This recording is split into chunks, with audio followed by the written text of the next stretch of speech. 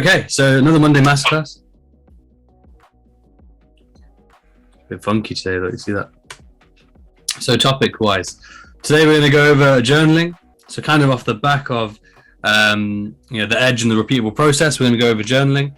We're going to go over what data to collect. Okay. We're going to go over what to note down, what to review, and then how to adapt to the market after a loss, and a structure formula, a little like formula example to give you, and then we'll go over traps at the very, very end briefly. You see, can you guys hear the sound effects? The effort that's gone into this. It's crazy. Okay, so journaling. Oh, that's funky. So journaling. It's quite simple. I know the real question really is how many of you journal already. Now I know there are a good number of you who do. A good number of you, share your journals from time to time with me, get reviews from me. Some of you at least say that you journal, but I know there's probably a lot of you who aren't journaling, right? Maybe not a lot, but there are a good number probably who aren't journaling or aren't doing it consistently. Maybe, like being the new year, I can imagine a lot of people are creating new habits and trying to do things better. So a very prime example of that is like the first Monday Masterclass back, we had 50 people, right? And we're 2 weeks, this being the third, going into the third week of the year, and we're already down to 31, for example. Right? It might grow a little bit, as we go through, as a little bit of time goes on. But as a great example of, how quick those new habits begin to fade. And that's why we did the whole monk mode. That's why we did that as a group, to give everyone an opportunity to really push themselves. Right, and it's around this time, between now and the end of the month, where majority of people will fall off their goals and their habits that they've started to try and form, and will just go back into old ways. So it's really now that you want to double down. Hey Mark, how's it going? For journaling first. So journaling, I definitely recommend as a good habit. I only recently started journaling again properly on like an Excel sheet rather than just my book. Because I wanted to push myself and introduce better habits as well for myself. And I'll be honest with you, I actually enjoy journaling now because I'm able to see bad habits, see the week as a whole, the results, the positives, the negatives. We're going to get into it here for the journaling anyway. So journaling, I don't know why I've made it so much movement, because it throws me off. But journaling is the collection of data from the market. Right? Now we aim to collect data in order to see our edge play out. Right? That's the whole purpose of us collecting that data in the first place.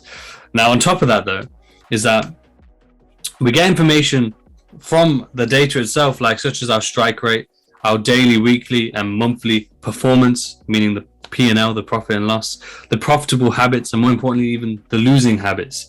So, what we mean by that, we've talked about it before many times, is what are you doing? What's repeatable in your wins that you can notice?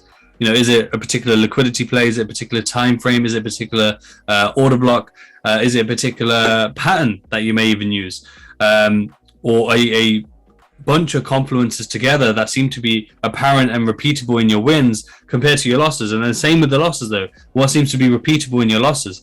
Is it that you're using too much of a smaller time frame, not enough confluences, over traded, etc., etc.? Is it same with the days, for example? Is there negative correlation between trading Monday, negative correlation between trading Friday, the first week of the month, last week of the month, the monthly close, whatever it may be? The only way you're going to get to know this information, yes, you can try and memorize as much as you can, but the truth is, when it comes to those repeatable habits and confluences, you're not going to be able to remember those. You'll be able to remember if Monday's notoriously been bad for you, for example. That's quite simple because you experience Monday every week, and if it's quite bad for you, over and over, it's going to sort of seep into that it is bad.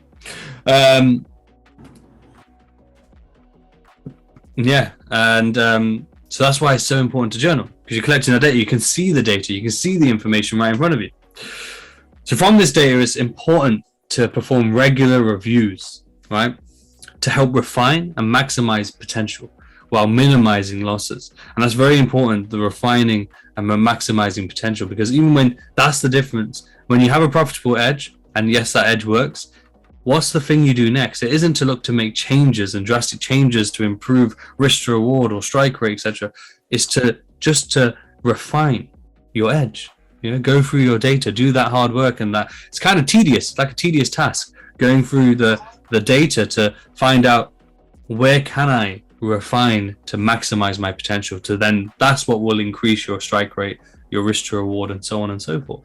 Right? Don't get me wrong, there may be slight changes you make. You never want to make drastic changes, especially to a winning formula, because that can very easily result in a negative result, or more importantly, what normally happens is it might not lead to a negative result. It might be a fantastic confluence that you're adding, but because it's such a drastic change and the first few trades it might be a loss, it may impact your psychology of this doesn't work, and then you're jumping, and then you're very easily swayed off path, basically down the wrong road, if you will. Now there are many different applications you can use to journal, right? Excel, Google Sheets, Notion, Evernote, Trello, Discord, Telegram, Instagram even. Now you're probably thinking at the end, that last one or the last two there, Telegram and Instagram, how can I journal there? But the thing is, you can have a private Instagram page where it's just you on there, where you can literally journal every single trade beautifully as well, right? And then recap it each week, for example. That might be something I might think of doing, actually, now that I think about it a bit more. But be creative. What's most important, I think I put it on the next one, is what's most important is that you actually find a system of journaling that works for you, right? Works for your routine, works for how you wish to trade and journal, sorry. What fits, what's more structural to you, how you can perceive things better. While some may be better at the Excel and Google Sheets, for example, some love Notion, while others may like the Telegram or Discord or Instagram method, right? So what's important is what the data you collect. That's what's most important, being able to review that data. How you do it is up to you. But yeah, there's just some examples there of what you can use. There was one I came across the name of. I haven't checked it out, but I heard it's really good. I can't remember the name off the top of my head. It has a bit of a strange name, but I can't remember it. Once I do, I'll take a look at it and then I'll share it in the group or something. But yeah, they're the most popular. Notion, I think, if I'm not mistaken, Notion, one of the Vipers has a template, I think. I'll reach out to them if I remember correctly. If they haven't sent it in the group already, I think they might have. Now there is a basic Excel sheet in the Discord, in the Discord where the presentations go. So if you want sort of a basis or a very simple one, then there's one there for you as well. Let's move on to the next one. Whee! Thank you, Karen. Notion and Evernote you said last week, and MK made one. That's it, yeah. MK sent one in as well, didn't he? Maurice has got one as well. Yeah, there's a few. Yeah, I'm sure like a bunch of Vipers will have different ones, and obviously, if they want to throw them in, by all means. And again, just go with what works for you. There isn't like a holy grail journal that you have to do, or a particular style that is the best one, for example. So what to note down? So what is important to note down? Let me just move this over there. Nothing goes over there. Information you definitely want to note down will include the date, of course, the time and session of your trade, the trading pair, the risk to reward, the screenshot for before and after, reasons for getting into the trades, so your confluences, method of managing the trades. So I'll break these down as after I've gone through them all. So method of managing the trades, trade outcome, percentage pip gain or loss, percentage or pip gain or loss, and how did the trade play out. And I think there's one more, notes for perfection. So they're the key elements you want to be collecting. Okay, date wise, you can even include a day, obviously, so you're tracking the month, day, and so on. The time and session is important. So is it London session, New York session? Is it the overlap? Is it later, earlier in the day, so that you can track again, what session seems to perform better for you. Trading pair, of course, so you're collecting data on the actual pair itself. No problem.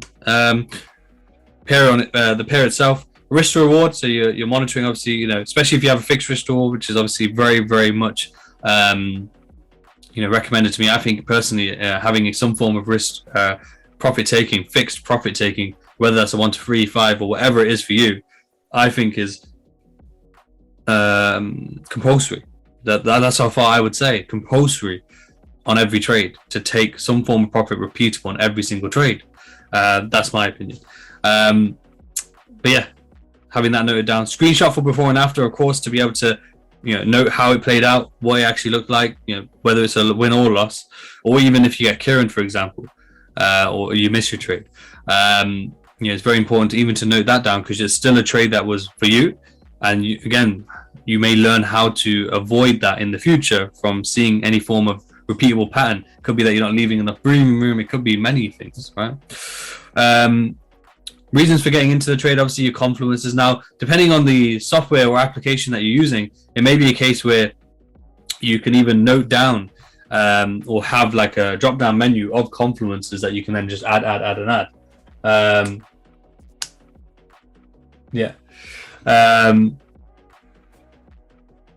Method of managing the trade. So, did you set and forget? So sometimes I'll have to set and forget with the limit, just set and forget it, or are you managing it whilst it's running, or is there a particular period of time that you're monitoring the charts? Have you set alerts, etc.? Trade outcome. So obviously what happened, win, lose, break even. Did you take partial, so on? How did the actual analysis go as well? Did it note down how the analysis went, and your price continued with the momentum and broke through my OB and took my stop loss, or had a liquidity play, reaction, and then began to move towards target? They're the things that you want to keep in mind. Percentage and pip gain or loss, obviously how much percentage you made or pips you made, and lost obviously as well. How did the trade play out? So obviously that's the description, of how the trade played out. And then notes for perfection. So that is basically where, even if you won or you lost or anything that comes to mind that, if I had done this, it would have been a better outcome, whether it would have won, or even if it was to just avoid a loss, or even if it was to get into a trade because it was a Kieran trade, or you got taken out break even, then went your way, for example. Right, so notes for perfection to improve, and sort of highlights for when you do, say, a weekly review or a monthly review or a quarterly review of your trades. Let me just check the chat here. Why do you do before and after? I only do after, and then high time frame and entry time frame. High time frame, entry time frame. Why do before and after is basically so that you're noting, obviously, what it looked like before, and then after, obviously, it's up to you.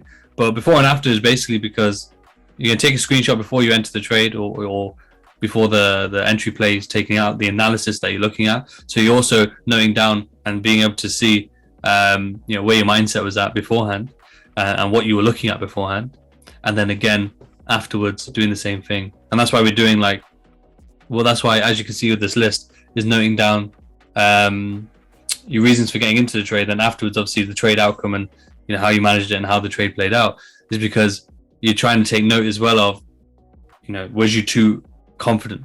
Were you too confident? Were you too refined in and too zoomed in on the charts?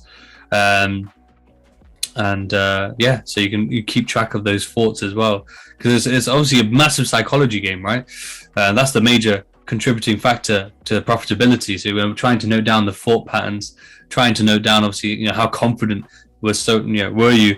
That's why you take the before shot, because what's very funny is you may take a before shot and feel very confident about that trade. After it loses, and you look at the after and you're comparing the two, you straight away you're probably there like, why did I take this trade? No matter how confident you were before, why did I take it? You know what? It was completely against my plan, or it was too refined, or the order flow never broke, or the impulsiveness wasn't there. So yeah, where's the chat? There it is. I personally had a screenshot of the high time frame before too. Yeah. Like I said, obviously, this is just the data to collect. How you go about it, how much information you put in, is completely up to you. Obviously, the more you put in, the better information and quality of information you're probably going to have. But it's completely up to you. Obviously, to make the drastic jump from not journaling to then trying to journal absolutely everything will be hard for you if you don't journal. So it's about being realistic. Start simple, of course, first, and build up from there. I do this with notes for perfection. What if I hold the trade longer and write down the total risk to reward I could have get from the market with the second to tell me want to hold my trade partially longer than 1 to 5? Yeah, you can do. It's a very dangerous game though, because obviously, it's very random, suddenly if you're taking 1 to 5 consistently, and then suddenly you're seeing that, oh, they do play out longer. Next trade, you change the rules. I'm going to hold to 1 to 10, and then suddenly the market sort of shifted, and you're not getting those. And 1 to 5 is still playing, but now you're trying to get 1 to 10s. It's very careful. You want to play with that when it comes to risk to reward. Always remember, if the 1 to 5 is giving you what you need, just stick to that. There's no need to go beyond. But it is good to keep note of as well, obviously, especially if you can keep note and notice that it's coming from higher risk to reward potentials are coming from a particular time frame, order block, structure that is repeatable. Then of course it makes sense. And again, following the data. So yeah, but just be a bit careful with that one. That's all. Just got to mute these mics. Can't go rotating profit. That's it. That's one of the biggest things that I learned from last year, is obviously just secure your profits. We don't know what the market's going to do. Each moment in the market is unique.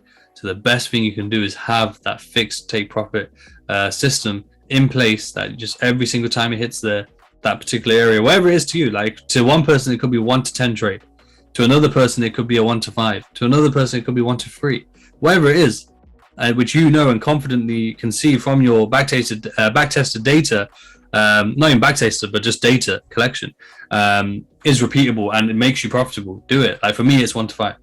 That's it, 1 to 5 for me. For others, it's 1 to 3. We've seen that. For others, it's 1 to 10. Yeah, we've seen that. And then whatever it is, just make sure you do it. That's what's most important, to make sure you do it. Because it's the people who, they may recognize that and they don't do it though. So when price does hit that 1 to 5, and they're like, I could go 1 to 10, could go more, right? And then it goes against them, takes them out. And then they end up start revenge trading because they just sold 5% and now 5%'s gone. And they've probably lost 1% or gone at least break even when they could have had 5. And it's then just sort of chasing that dollar bill, if you will, chasing that money in front of them. Ooh. Where's Kieran at?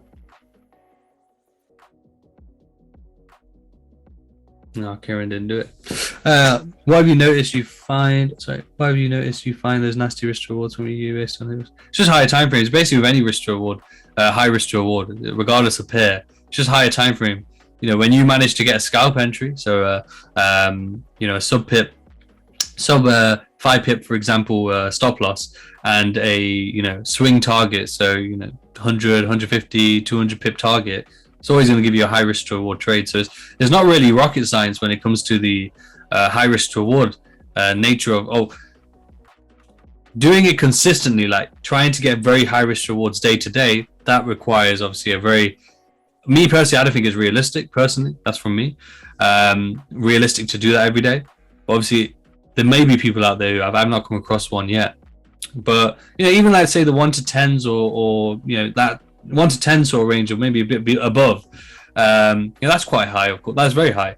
And they're a bit more realistic on a day to day. But again, it's about picking the right trade. And it's the same principle though. It's kind of making sure you're kind of getting the move of the day, the trade of the day, with again that scalp entry, with a bit of more of an intraday target.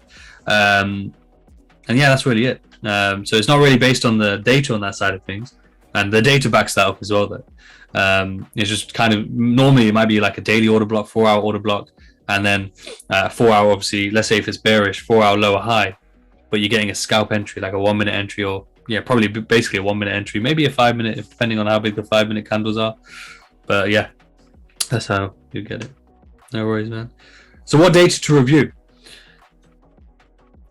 So you want to review obviously your data in order to learn to become better, and you need to do this with a clear and balanced mindset. All right.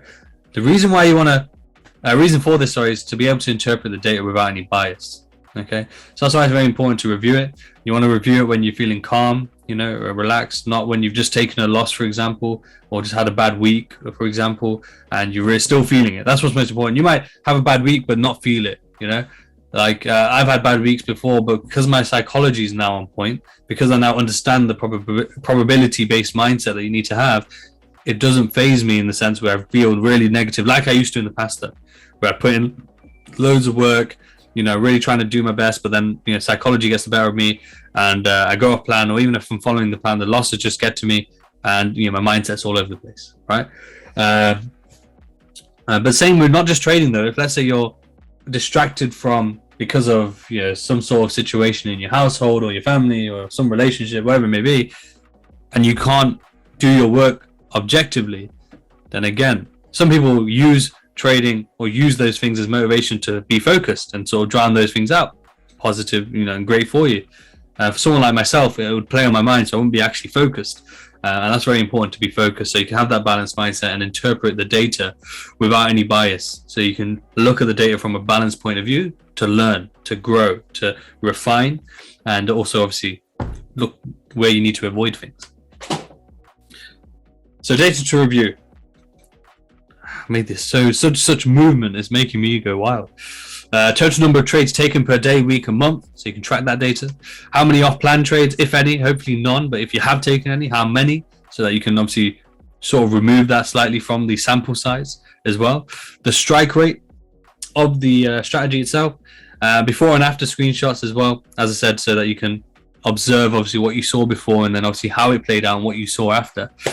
Reason for taking trade and the correlation with result. So like I said earlier, you might notice that particular basket of confluences, let's say high time frame order block, liquidity, session liquidity, and like trendline liquidity, and a lower time frame breaker structure and entry results in a win more often than not based on the data. While on the flip side, you may see the correlation between just a 5-minute order block POI with a 1-minute breaker structure is not giving you the fruits of your labor, if you will, not giving you the wins, actually resulting in losses. So therefore, again, interpreting the correlation and results. And then obviously your notes for perfection, so that you can obviously keep a track of what you've said needs to change, what you could have done better, what could have been ended in better results, for example. Yeah, we got to we're on to 39, yeah? That's great. That's great. Only 10 people then. Only 10 to 15 people dropped off. Some are just running late. They might, by next week, it might be that 30. There's 9 extra people might not be here next week. I hope you are. What's next? So how to adapt to the market after taking loss. One thing I want to note though, I'm currently learning and doing a bit of learning on Google Sheets. So I hopefully, fingers crossed, if I can get good at it and make something nice, I will make a Viper journal. I'll create a Viper journal, yeah, and then that way I can provide something to you guys. And hopefully, it will take me time, so don't send me a message of when it will be ready or anything. I literally haven't started yet though. I haven't done anything yet. I need to do the learning first about all the formulas and all that sort of stuff, building templates and stuff. Google Sheets, not on Excel. Google Sheets. But basically I'm going to do that, and then I plan to try and make it as detailed as possible so it collects all the data for you, but we'll see what I can do. But yeah, it should be a fun project. I'm going to try that. I might enjoy it. Plus I want to do it for my own journal anyway. 41, that's good. Faz is just getting loads of laptops out and joining from all of them. Yeah, I will do, Mary, no problem. What we do? How to adapt to the market after taking a loss. So it's very important. Now, the first thing is this is just me trying to give advice, but at the end of the day, this is what you have to do.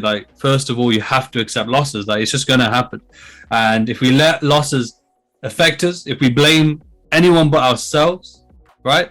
And even then, we might have followed the plan. So it's not even you need to blame yourself. You don't need to blame anyone then. If you followed the plan, the only way you need to blame yourself is if you didn't follow the plan. If you didn't follow the plan, then obviously you have yourself to blame because you're the person who took the trade and decided to take the trade. If the trade just lost, but you followed your plan, there's no one to blame. There's no reason to feel bad because that is the market. The market it's unique every single day, regardless of how many times have you guys seen the perfect trade in your mind, confluences wise, and it did actually fit the plan perfectly, but it didn't go your way. What does that mean? Does that mean your strategy is shit? No. What does it mean? It doesn't mean that you did anything wrong or the market did anything wrong. No, the market is unique. It's a unique playing field. But and it works on probabilities. That's the whole point. Because it's unique and because every outcome is random, right? What the confluences are there for is to give you an edge. Is to give you an edge in that probability game, right? Just as we talked about last week with the casinos having a that little fight, what was it? 1%, 2%, 5%, I think. Something like that. Very small number edge, but they trust it. regardless of how much they win or lose. Let me turn this big screen off because it's distracting me. I'm not even in the trade anymore. I hit that 1 to 5. It's still distracting me. That's how bad I am. Look, that's how bad I am. 4% there. Thank you, Marcus. Yeah.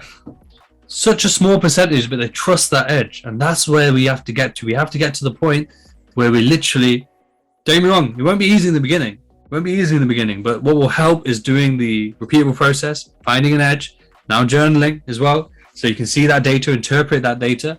That's what's going to help you. Because especially when you journal and you realize, okay, look, on plan, in a week, I actually took 6 trades. 3 of them lost. 3 of them won.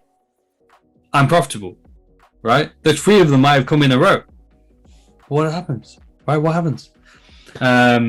If it comes in a row, we instantly feel like negative and feel down, right? There's a question for you. When you take a trade and it moves into profit, do you move your stop loss break even? Now, I've been notoriously bad for this. For not going break even, and it's probably cost me a lot of money and percentage for no reason, because I've always just been like mindset of just let's leave it stop loss and take profit, because there were many times previously where I would get stopped out, break even, and go my way. Or do you leave your stop loss and negative? That's what I'm saying. Yeah. So originally I did. Now more recently I've been, because especially with the more refined entries, I'm trying to be a bit smarter when it comes to going break even, or at least cutting risk, or even if it's a case where I'll, rather than putting it at break even, I'll put it just below the wick of my entry, for example, if that makes sense.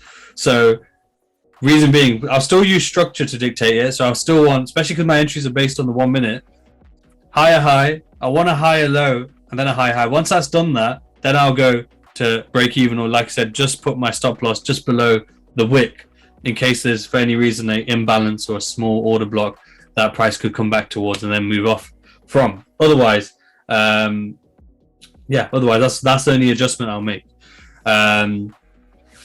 But yeah, otherwise I try to leave my stop loss until structure plays out, because I can't tell you how many people it's happened to, as well as myself, of course, where price moves away, they go break even, and then it comes back to just make a higher low, and it'll probably mitigate a new order block, and it takes them out break even and goes away.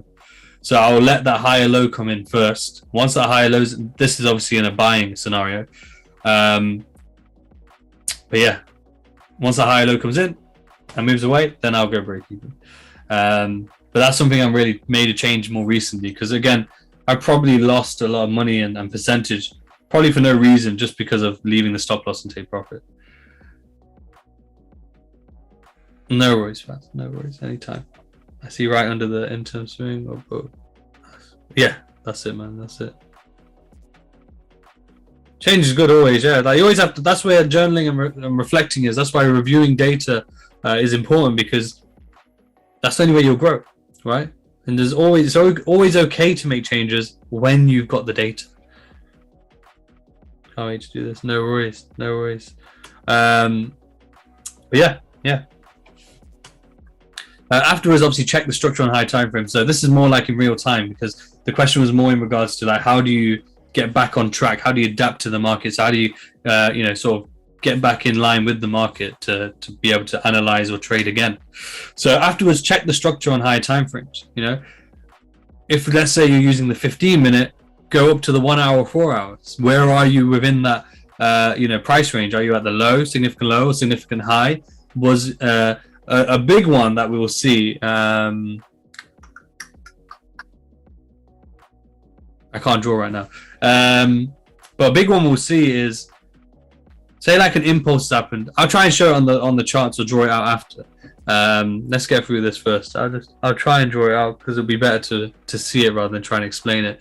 But when we see, let's say, an impulse on a lower time frame and it hasn't retraced on the lower time frame, and it creates sort of minor structure, and we end up trying to take a trade based on that minor structure, and it breaks down lower. Again, checking the higher time frames and seeing that impulse has left quite a large area for price to retrace still, while still keeping its structure. It's very important to keep that in mind and be able to adapt to that. Okay, I went in a bit early.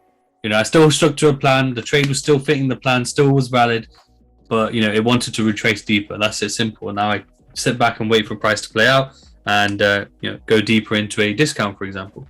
What's a good sample size in your opinion before making a change to an edge? We talked about this last time, bro. Like 8 to 12 weeks. Same as like when you're making an edge, because you need to see as much as possible. I would say at least you want to see 100 trades, right? At least 100 trades, and that's pretty realistic in that 8 to 12 weeks, really.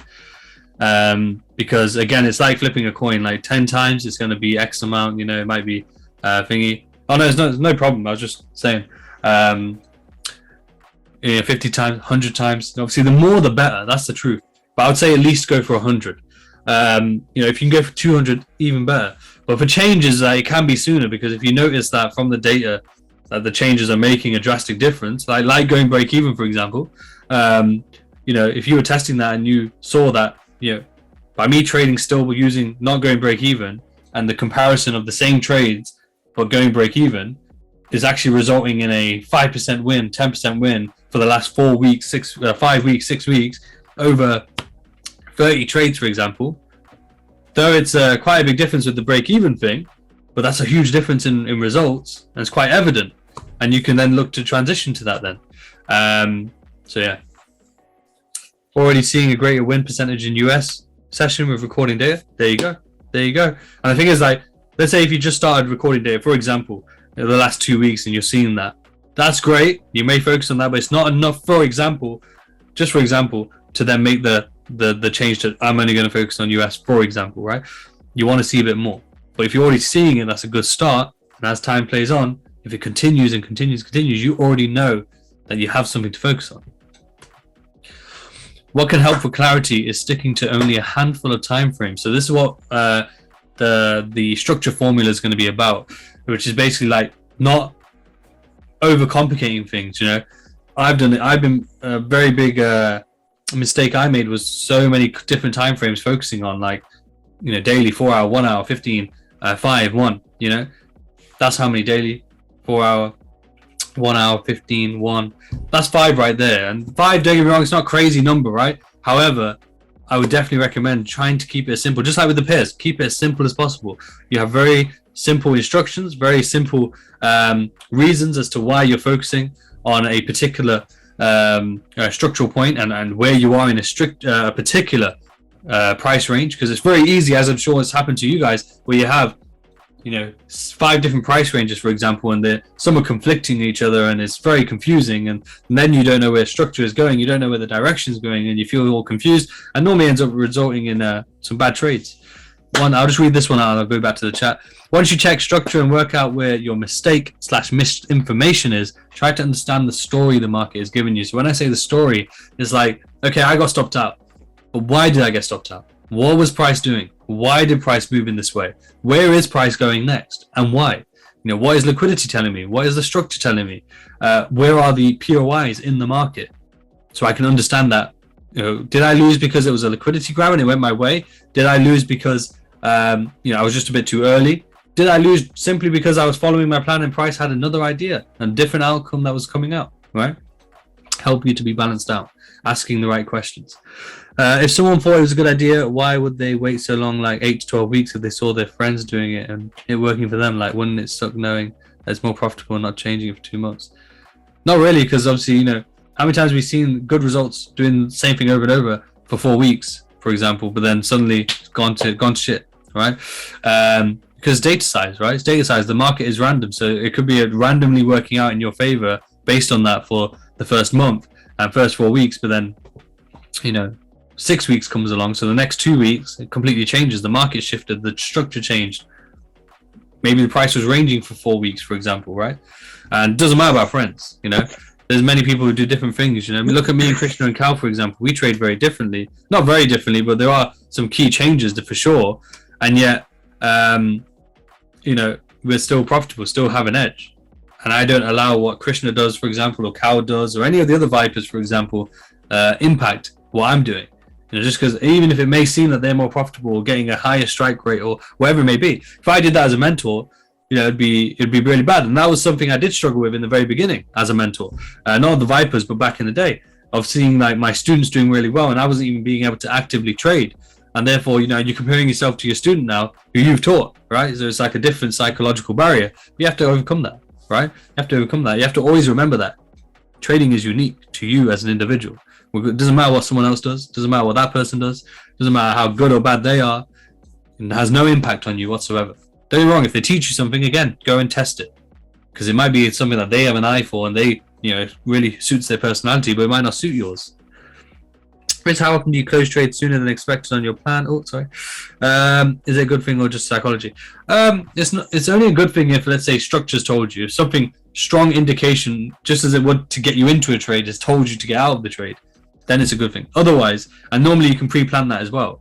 Planning out, okay, if structure changes on the particular time frame with intent, then I'll get out my trade, or I'll close partial and go break even, or whatever it may be. But having it pre-planned, so again, it's a repeatable process. But the majority of the time, it's normally a psychological thing, because we're fearful that the market's turning and it's, I'm 4% up and I'm targeting 5 is turning, and I should get out, right? To be fair, I have a good example today. I'll go over the gold trade I took today, and you'll be able to see a good example of it actually. Because I was questioning getting out of it because it broke a sort of minor low on a lower time frame, and it kind of thought, because it's done that, it could very easily roll over to the downside. But in the end, it continued higher, and I stuck to my guns. So, I was happy that I did. But I could have very easily have just closed it, taken a smaller win, and then kicked myself after, which would probably lead to me trying to chase the market. I see. I struggled with that as well. I saw everyone taking 1 minute entries about 1 hour BOIs. Tried it, fucked up because it doesn't fit my trading style. That's it, man. That's it. Never focus on anyone else. Never. Nice gold along with this. Thanks, man. Nice gold short as well. If you cannot connect with the story and feel confusion, so when we're talking about that story, about what's happening in the market, reading that book, if you will, if you cannot connect with the story and feel confusion, take a step back and paper trade or observe price until you do. Right? There's a massive need from a lot of people to constantly be in the market, constantly be in a trade, constantly trying to find a trade. If you don't feel clear, why are you going to force a trade? Why are you going to force yourself to try and find a bias? If you don't feel clear, if you feel confused, take your time, relax, right? Relax, take your time. Let the market clear up. Let the structure clear up to you. Let yourself see the confluences and your edge in the market before you try and take a trade from it. It's very important. No worries, man. No worries. Very important. Now, if you continue to question yourself after every trade outcome, you will never find consistency. That's very important to remember. Because remember, the whole point you're trading is that you're collecting data. So that means you're following a repeatable process, meaning that you shouldn't care about the outcome. In that stage, when you're collecting data, you shouldn't care about the outcome anyway. Because all you're doing is collecting the data to see what this edge gives you, right? What this repeatable process gives you. So why do you care about the outcome, right? Because you're normally doing it either on demo or small account or just paper trading, right? So why do you care about the outcome? Why do you care if it's winning or losing, right? Because the whole point is that's why you're doing it, is to find out, is it going to win or lose over the long term? Not now, not one trade, not 2 trades, not in 1 month of trade. In 100 trades, you're trying to find out what is the overall outcome, right? One thing I forgot to mention last week, for example, was even if you have a 35% strike rate and you use a 1 to 5 risk to reward and you use 1% risk, you're still making over 100%. Over 100% return on a 35% strike rate, meaning that of 100 trades, you hit 35 trades, just 35, so you're losing 65, right? Bear that in mind, 65 you're losing. That's quite, that it seems way more, which it is. But because of the risk to reward, you'll still make over 100% return. How many of us, I will include myself like that, how many of us can think in that way and be okay with, when we know the return, we'll probably say, yeah, I'll be okay with that, that's fine. But in reality, trade by trade, so when it's 5 trade losses in a row out of that 65, are you still going to follow that plan and to get that one winning trade, right? And then it may be 5 in a row losing, 2 in a row winning, 2 in a row losing, and so on and so forth, like this random distribution. It's a random distribution in probabilities. Yeah.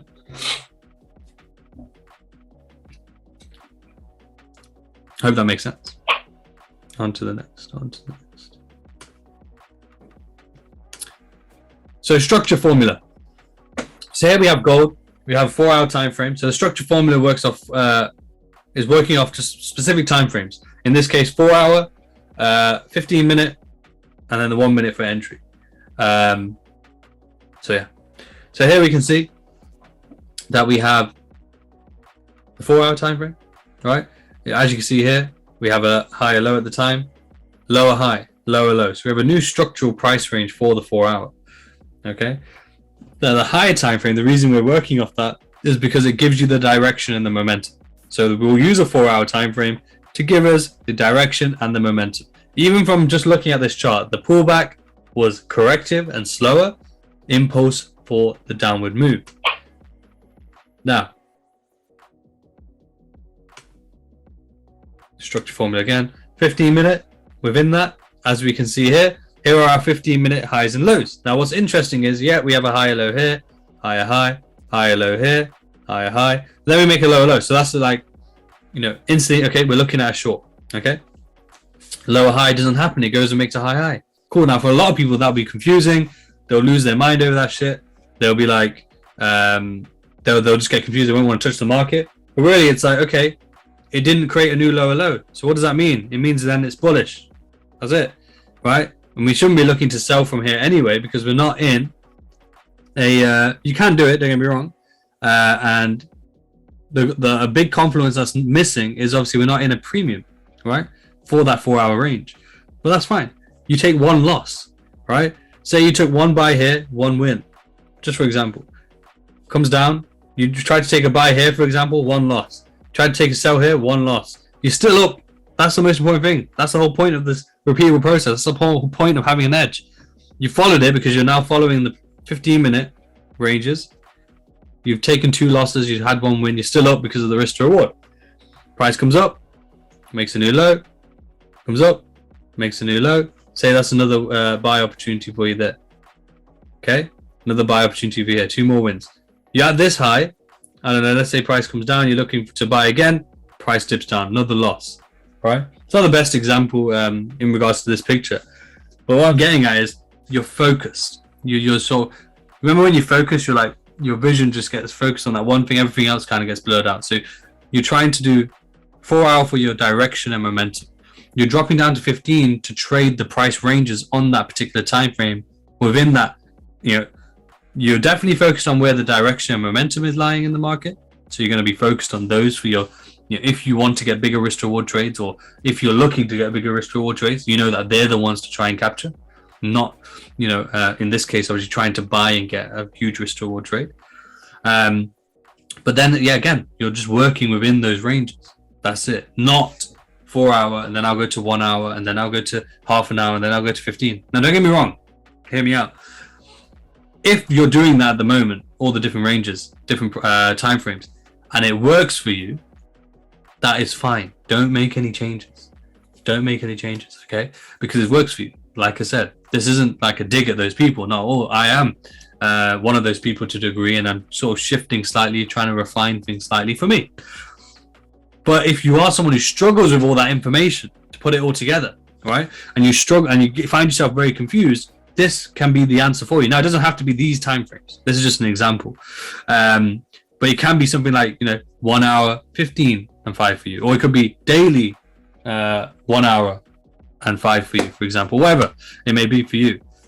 But basically streamlining and knowing what you're using the higher time frames for, your direction, your momentum, your confirmation, you know, where the market's moving to, and then your lower time frames to then get a gauge of, again, the lower time frame structure, and again, shorter term, if you will, movements, and then your even lower time frames of that for your entry, right? No worries. I really like the pictures, Riz. Thank you. And this breakdown makes the most sense. No problem, man. No worries. 50-minute structure within the 4 hour, bullish into the premium end of the price range. Following bullish structure, it provides 5 or 6 buys. So I mentioned, like, buys wise, you know, might buy one here, here. Where we go? Sorry, one sec. 1, 2, 3, 4, 5, 6. I think just any dips I was saying were potential buys. Now they could be depending on what your plan is, you know, when it comes to your entry method. But now when I looked at it again, now that we're actually on the presentation, I'm thinking like what when it comes to actual confirmation based buys, obviously higher low, higher high, higher low. So you're looking at 1. Same over here, this one here, and this one here. So really, confirmation-based buys, clean, understandable, free, right? But that's enough, because that plays out, as you can see here, over 2 days, 3 days, Monday, Tuesday, and Wednesday. To be able to get free, nice and clean trades with understanding where you're going and why, that's enough, right? And if you just focus on those, for example, that could be 15% with no losses because you're just focused on that. This one, you might get a loss, to be fair, over here, right? When it made a lower low. So following that same plan, that could be a 1% loss. So 3 wins, 1 loss, for example, right? Because you're focused, because you have one particular viewpoint in mind with that understanding of what's going to happen there. So even like up here, you'd be expecting price to sell because of the 4-hour structure. And you'd be expecting then that means the 15-minute needs to break, which it does down here, right? And then it has a small retracement. It doesn't really give an entry drill for you. That's fine, right? Maybe it doesn't every single time, which it doesn't because it's random distribution. That's fine, right? What are we doing next? Structure formula. So from the 15-minute, using the structure and POIs, you can then have a very clear vision of what you're expecting and looking to trade. When there's not a clear 15-minute POI, you have 2 clear options to either await further price action or with discretion and planned out as part of your repeatable process already, seek another higher time frame to use for POI. So let's say 15 minutes a bit choppy, and you know it's all balanced out and you can't see any POI, but you still think a trade is valid and you're looking to see if there is a trade that's valid. You may have in your plan, in those instances only, I will go to the 30-minute to see, or 1 hour, depending obviously again on what you prefer. And if you want to do that, that is, to then check if there is a valid POI for you to look for. If there's not, then again, back to the option number 1, which is await further price action. Now you then wait for price action to build liquidity, give you the entry drill on your lower time frames. You may wait for a 5-minute breaker structure and then use the 1 minute for your entry, for example. You might just use the 1 minute, right? Again, based on what you are comfortable with, what you're happy with, you know, what is you find comfortable, what you find repeatable, right?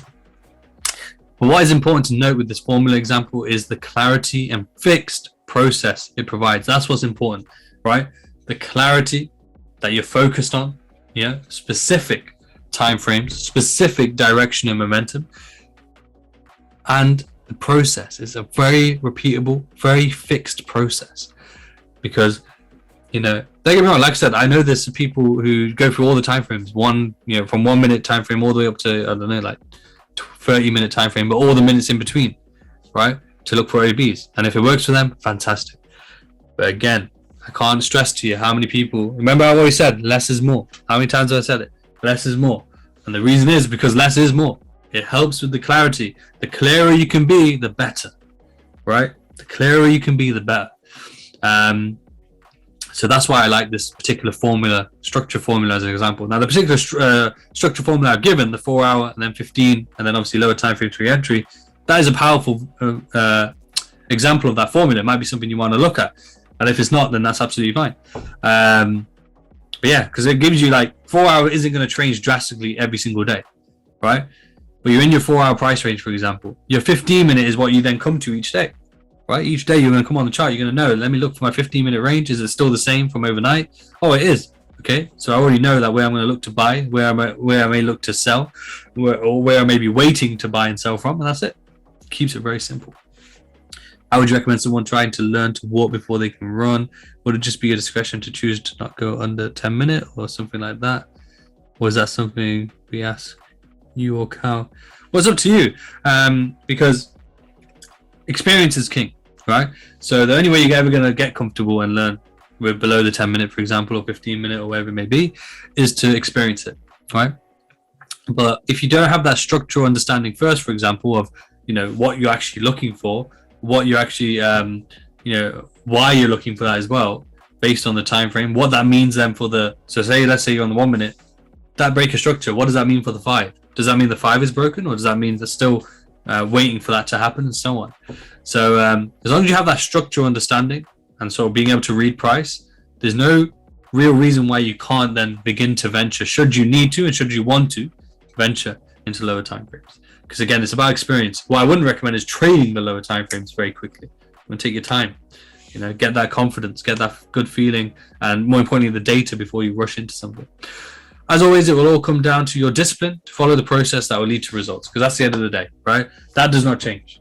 At the end of the day, what leads to your results and consistency is the discipline to follow everything that we've talked about last session and this session.